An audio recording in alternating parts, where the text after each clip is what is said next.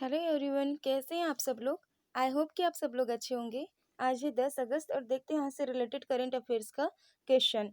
तो इसमें सबसे पहले हम देखते हैं one liner of the week. इसमें है सतीश चंद्र शाह को प्रधानमंत्री के नए सचिव के रूप में नियुक्त किया गया है। मोबीक्विक के द्वारा UPI payment link mPay.me launch किया गया। पेटीएम के नए सीईओ के रूप में वरुण श्रीधर को नियुक्त किया गया है। बहुत जरूरी है नामक अभियान महाराष्ट्र और कर्नाटक राज्य द्वारा शुरू किया गया है। बीएल इंटरनेशनल चेस फेस्टिवल का आयोजन स्विट्जरलैंड में किया गया। अब देखते हैं आज का करंट अफेयर का पहला क्वेश्चन है, हाल ही में भारत छोड़ो आंदोलन की वर्षगांठ किस दिन मनाई गई। जो भारत छोड़ो आंदोलन है इसकी वर्षगांठ किस दिन मनाई गई।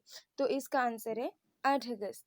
तो अगस्त क्रांति दिन अथवा भारत छोड़ो आंदोलन की 78वीं वर्षगांठ, इस बार कौन सी वर्षगांठ मनाई गई, 78वीं वर्षगांठ। तो 78वीं वर्षगांठ 8 अगस्त 2020 को समूचे देश में मनाया गया। महात्मा गांधी ने 8 अगस्त 1942 को ब्रिटिश शासन को समाप्त करने अर्थात अंग्रेजों को देश से भगाने का आह्वान किया था। जो 8 अगस्त है, 8 अगस्त 1942 में महात्मा गांधी ने अंग्रेजों को देश से भगाने का आह्वान किया था। तो उसी डेट में क्या किया जाता है, भारत छोड़ो आंदोलन को मनाया जाता है। अब और ये जो मुंबई में अखिल भारतीय कांग्रेस समिति के सत्र दौरान भारत छोड़ो आंदोलन की शुरुआत की गई थी। जो मुंबई में अखिल भारतीय कांग्रेस समिति के गठन है, सत्र है, उसके दौरान भारत छोड़ो आंदोलन की शुरुआत की गई थी। नेक्स्ट क्वेश्चन हम देखते हैं। नेक्स्ट क्वेश्चन है, हाल ही में इलेक्ट्रिक वाहन पॉलिसी किस सरकार द्वारा लॉन्च की गई। हाल ही में इलेक्ट्रिक वाहन पॉलिसी किस सरकार द्वारा लॉन्च की गई थी। तो इसका आंसर है दिल्ली सरकार। दिल्ली सरकार द्वारा ये किया गया था। तो दिल्ली सरकार ने राष्ट्रीय राजधानी के लिए इलेक्ट्रिक व्हीकल पॉलिसी का शुभारंभ किया है, जिसके तहत क्या होगा कि इसके तहत नई कारों के लिए लगने वाले पंजीकरण शुल्क, रोड टैक्स को माफ किया जाएगा। अब ये जो है इलेक्ट्रिक वाहन पॉलिसी, तो इसमें क्या होगा, जो टैक्स लगते हैं, रोड का टैक्स लगता है और पंजीकरण शुल्क लगते हैं नई कारों के, तो उसको क्या किया जाएगा, माफ किया जाएगा। तो इसमें भी दो क्वालिटी है। तो एक में क्या होगा, जिसमें ऑटो, ई रिक्शा और मालवाहक वाहक होंगे। जो ऑटो, ई रिक्शा जो होते हैं, ई रिक्शा और मालवाहक जैसे जो वाहन होंगे, उनके लिए 30,000 रुपये की राशि, और जो कार होंगी उनके लिए 1.5 लाख रुपए की राशि दिल्ली सरकार देगा। तो ये पंजीकरण के लिए जो शुल्क है उसे क्या किया जाएगा, माफ किया जाएगा। तो उसमें ये जो मालवाहक गाड़ी है और ई रिक्शा है और कार है, तो उनके लिए ये रुपए जो डिवाइड किए गए हैं, 30,000 मालवाहक के लिए और ई रिक्शा के लिए और 1.5 लाख रुपए नई कारों के लिए। तो ये दोनों जो राशियां हैं ये दिल्ली सरकार के द्वारा माफ की जाएगी। अब दिल्ली सरकार, तो दिल्ली के मुख्यमंत्री कौन है, अरविंद केजरीवाल, और उपराज्यपाल कौन है, अनिल बैजल। नेक्स्ट क्वेश्चन हम देखते हैं, पीएन हाउसिंग फाइनेंस के नए एमडी और सीईओ के रूप में किसे नियुक्त किया गया है। तो इसका आंसर है हरदयाल प्रसाद। तो पीएनबी हाउसिंग फाइनेंस ने पूर्व एसबीआई कार्ड प्रमुख हरदयाल प्रसाद को अपना नया प्रबंध निदेशक और प्रमुख कार्यकारी अधिकारी नियुक्त करने की घोषणा की है। ये जो हरदयाल सिंह है, ये कौन है, हरदयाल प्रसाद ये कौन है, तो ये पूर्व एसबीआई कार्ड के प्रमुख है। एसबीआई कार्ड प्रमुख है पूर्व, ये जो हरदयाल प्रसाद है। और इन्हें क्या किया गया है, पीएनबी हाउसिंग फाइनेंस के एमडी और सीईओ के रूप में नियुक्त किया गया है। और इन्होंने किनका स्थान लिया, तो इन्होंने नीरज व्यास का स्थान लिया है। इसके पहले पीएनबी हाउसिंग फाइनेंस बैंक के एमडी और सीईओ कौन थे, नीरज व्यास थे। अब इनका स्थान किसने लिया है, हरदयाल प्रसाद ने इनका स्थान लिया है। अब पीएनबी, तो पीएनबी का बात हम करते हैं, इसका हेडक्वार्टर कहाँ है, इसका हेडक्वार्टर न्यू दिल्ली में है। और इसकी टैगलाइन क्या है, घर की बात। घर की बात पीएनबी बैंक का टैगलाइन है। नेक्स्ट क्वेश्चन हम देखते हैं, हाल ही में बहुपक्षीय योजना रूसियन केवकेज 2020 रणनीति किस देश में आयोजित की गई। हाल ही में बहुपक्षीय सेना रूसियन केवकेज 2020 रणनीति किस देश में आयोजित की गई? तो इसका आंसर है रूस। तो यह बहुपक्षीय सेना रूसियन केवकेज 2020 रणनीति रूस के अस्त्राखान में आयोजित की जाएगी। कहाँ की जाएगी? रूस में तो की जाएगी, लेकिन रूस के अस्त्राखान में आयोजित की जाएगी। और भारत इस रणनीति कमांड पोस्ट अभ्यास में हिस्सा लेगा। जो भारत है इस रणनीति में हिस्सा लेगा। और भारत दल में 150 भारत दल में 150 सैन्य कर्मी सहित नौसेना और वायुसेना के कुछ कर्मी भी शामिल होंगे। ये जो रणनीति होगी इसमें क्या होगा? 150 भारत की तरफ से 150 सैन्य कर्मी भी हिस्सा लेंगे और नौसेना और वायुसेना के कुछ कर्मी भी इसमें हिस्सा लेंगे। अब हमने यहाँ पर देखा है रूस। तो रूस की मुद्रा क्या है? Russian rouble. और यहाँ की कैपिटल है मॉस्को और प्रेसिडेंट है व्लादिमीर पुतिन। नेक्स्ट क्वेश्चन हम देखते हैं। हाल ही में अमेज़निक अयोध्या नामक पुस्तक किसके द्वारा लिखी गई? हाल ही में अमेजिंग अयोध्या नामक पुस्तक किसके द्वारा लिखी गई? तो इसका आंसर है नीना रॉय। तो नीना रॉय के द्वारा अमेजिंग अयोध्या नामक पुस्तक लिखी गई। और यह पुस्तक देश के बारे में प्रामाणिक जानकारी प्रदान करेगी। जो है अयोध्या जो है, तो इसके बारे में, इस नगर के बारे में यह पुस्तक प्रामाणिक जानकारियां प्रदान करेगी। और इस पुस्तक का प्रकाशन किसके द्वारा होगा? तो इस पुस्तक का प्रकाशन हाउस ब्लूम्सबरी हाउस ब्लूम्सबरी के द्वारा इसका प्रकाशन किया जाएगा। इस पुस्तक का प्रकाशन हाउस ब्लूम्सबरी के द्वारा किया जाएगा। नेक्स्ट क्वेश्चन हम देखते हैं। हाल ही में ऑनलाइन शिक्षा प्रदान करने के लिए किस राज्य ने गूगल के साथ समझौता किया है? तो इसका आंसर है महाराष्ट्र।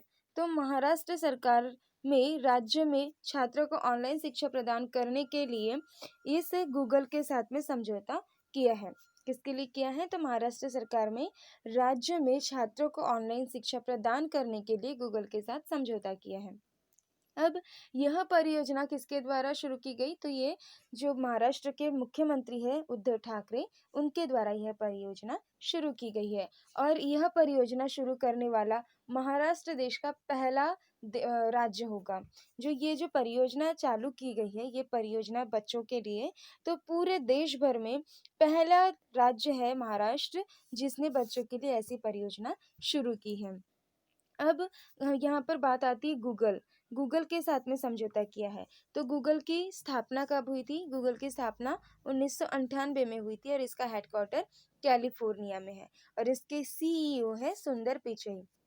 अब यहाँ पर महाराष्ट्र है, तो महाराष्ट्र के सीएम जो है, मुख्यमंत्री, वो उद्धव ठाकरे हैं और राज्यपाल है भगत सिंह कोश्यारी।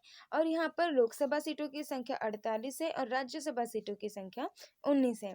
नेक्स्ट क्वेश्चन हम देखते हैं। नेक्स्ट क्वेश्चन है, हाल ही में सीआरपीएफ के नए महानिदेशक के रूप में किसे नियुक्त किया गया? तो इसका आंसर है पीएस रानीपसे। तो उड़ीसा कैडर के आईपीएस अधिकारी पीएस रानीपसे को सीआरपीएफ का महानिरीक्षक नियुक्त किया गया है। तो सीआरपीएफ की फुल फॉर्म क्या है? Control reserve police force. Central reserve police force इसका फुल फॉर्म है। और इसके डायरेक्टर जनरल कौन है? तो एपी माहेश्वरी इसके डायरेक्टर जनरल है। इसका हेडक्वार्टर न्यू दिल्ली में है और इसकी स्थापना हुई थी 27 जुलाई 1939 में। 27 जुलाई 1939 में इसकी स्थापना हुई थी। और इसका आदर्श वाक्य है, सीआरपीएफ का आदर्श वाक्य है सेवा और निष्ठा इसका आदर्श वाक्य है। नेक्स्ट क्वेश्चन हम देखते हैं। हाल ही में किसके द्वारा केवी कामत के अंतर्गत एक विशेष समिति का गठन किया गया? हाल ही में किसके द्वारा केवी कामत के अंतर्गत एक विशेष समिति का गठन किया गया? तो इसका आंसर है आरबीआई। तो भारतीय रिजर्व बैंक ने कोविड-19 संबंधित तनावग्रस्त परिसंपत्तियों के समाधान के लिए वित्तीय मापदंडों का सुझाव देने के लिए अनुभवी बैंकर केवी कामत के अंतर्गत एक विशेष समिति का गठन किया। किस लिए किया है? तो कोविड-19 संबंधित तनावग्रस्त परिसंपत्ति के समाधान के लिए इसे क्या किया गया है? इस समिति का गठन किया गया है। अब यहाँ पर बात आई है आरबीआई की। तो आरबीआई के जो गवर्नर है वो कौन है? शक्तिकांत दास। तो ये शक्तिकांत दास कौन से नंबर के गवर्नर है? तो ये 25वें नंबर के गवर्नर है आरबीआई के, और इसका हेडक्वार्टर मुंबई में है, और इसकी स्थापना 1 अप्रैल 1935 में इसकी स्थापना हुई थी। अब हम देखते हैं नेक्स्ट क्वेश्चन। नेक्स्ट क्वेश्चन है, हाल आईसीसी T20 विश्व कप की मेजबानी किस देश द्वारा की जाएगी? आईसीसी T20 विश्व कप की मेजबानी किस देश द्वारा की जाएगी? तो इसका आंसर है भारत। तो भारत योजनाबद्ध रूप से आईसीसी मेंस T20 विश्व कप 2021 की मेजबानी करेगा। अब यहाँ पर ध्यान से आप सुनना, थोड़ा कंफ्यूज होता है इसमें। भारत जो है योजनाबद्ध रूप से ICC men's ICC men's T20 विश्व कप 2021 की मेजबानी करेगा। और आईसीसी ने कोविड-19 के कारण आईसीसी मेंस T20 विश्व कप 2020 को साल 2022 में ऑस्ट्रेलिया में आयोजित करने का फैसला किया है। अब देखिए, जो 2021 में T20 होगा तो उसमें मेंस T20, तो उसमें मेजबानी कौन करेगा? भारत करेगा।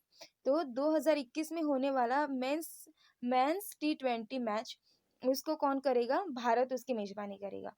और जो 2020 में मेंस T20 विश्व कप होना था तो इसको स्थगित करके कब कर दिया गया? इसको 2022 में कर दिया गया। और ये कहाँ आयोजित किया जाएगा? तो ऑस्ट्रेलिया में इसे आयोजित किया जाएगा। ठीक है। और इसके साथ ही आईसीसी ने महिला क्रिकेट विश्व कप 2021 को स्थगित कर 2022 में करने का फैसला किया है। अब देखो, जो मेंस T20 होंगे विश्व कप, आईसीसी T20 विश्व कप जो मेंस के होंगे वो 2021 में जो होने वाला है उसका आयोजन, उसकी मेजबानी कौन करेगा? भारत करेगा। और जो लेडीज वाला होने वाला था, जो महिला T20 विश्व कप होने वाला था, उसको 2021 में ना करके 2022 में किया जाएगा। ठीक है। और जो 2020 में मेंस T20 विश्व कप होने वाला था उसे स्थगित करके 2022 में किया जाएगा। तो 2022 में T20 विश्व कप होंगे। तो एक महिला T20 विश्व कप होगा और एक मेंस T20 विश्व कप होगा। ओके। अब इसके साथ ही आईसीसी ने महिला क्रिकेट विश्व कप 2021 को स्थगित कर साल 2022 में न्यूजीलैंड में आयोजित करने का फैसला किया गया है। तो जो मेंस T20 विश्व कप होगा वो 2022 में ऑस्ट्रेलिया में होगा, और जो वुमेन T20 विश्व कप होगा तो वो न्यूजीलैंड में होगा 2022 में। नेक्स्ट क्वेश्चन हम देखते हैं, प्रधानमंत्री नरेंद्र मोदी द्वारा किस जगह राष्ट्रीय स्वच्छता केंद्र का उद्घाटन किया गया? तो इसका आंसर है राजघाट। तो प्रधानमंत्री नरेंद्र मोदी जी द्वारा राजघाट में राष्ट्रीय स्वच्छता केंद्र का उद्घाटन किया गया।